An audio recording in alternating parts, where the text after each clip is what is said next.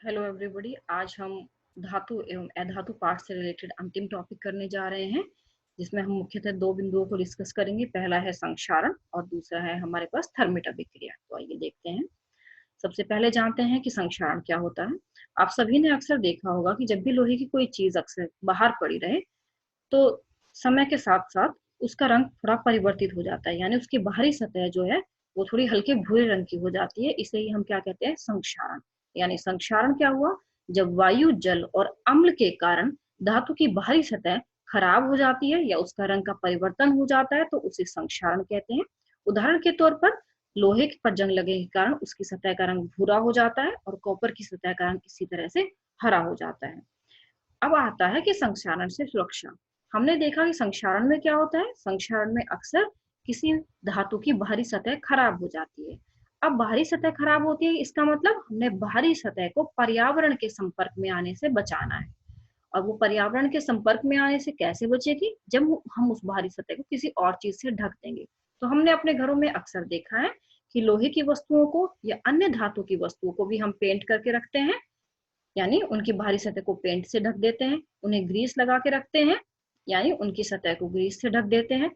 तेल भी लगा के रखते हैं हम धातु की वस्तुओं को। ये सभी तरीके हम क्यों आजमाते हैं, ताकि हम धातु की वस्तुओं को संक्षारण से बचा सकें। ये तो है बहुत आम तौर पर जो हम इस्तेमाल करते हैं। उसके अलावा कमर्शियल स्केल पर या बहुत बड़े लेवल पर भी कुछ विशेष विधियां इस्तेमाल होती हैं वस्तुओं को संक्षारण से बचाने के लिए। जैसे पहली है हमारे पास क्रोमियम लेपन, दूसरी है एनोडीकरण, उसके बाद है यशद लेपन और अंतिम और सबसे महत्वपूर्ण है मिश्रातु निर्माण।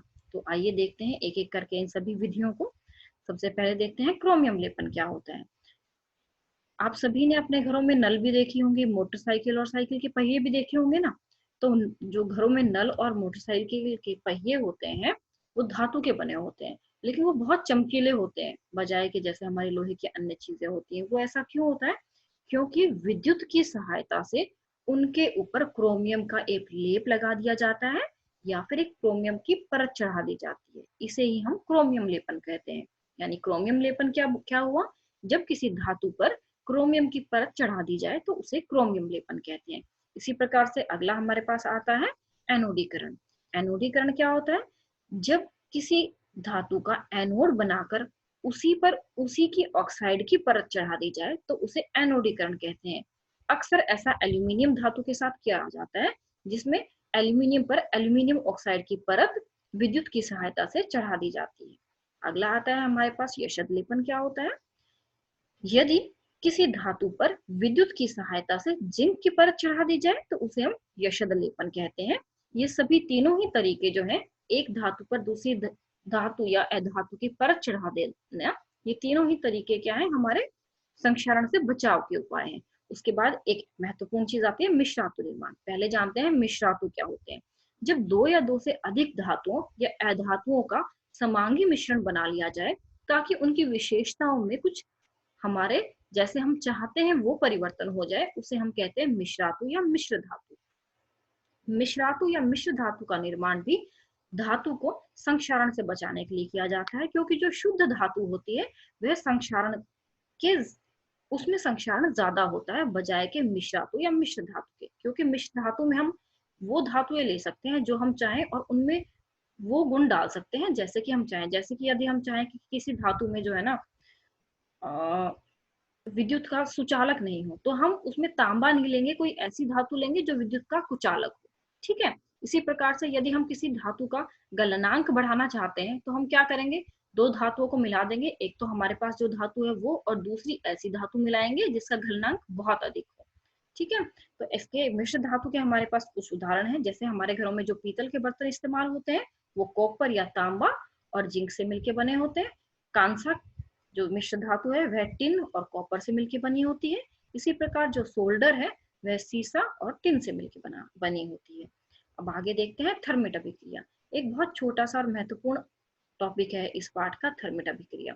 थर्मिट अभिक्रिया क्या होती है, यह एक प्रकार की विस्थापन अभिक्रिया है जिसमें एक अधिक अभिक्रियाशील धातु एक कम अभिक्रियाशील धातु को उसके यौगिक से हटा दी जाती है। जैसे हमारे पास यहाँ पर एक यौगिक है फेरिक ऑक्साइड का।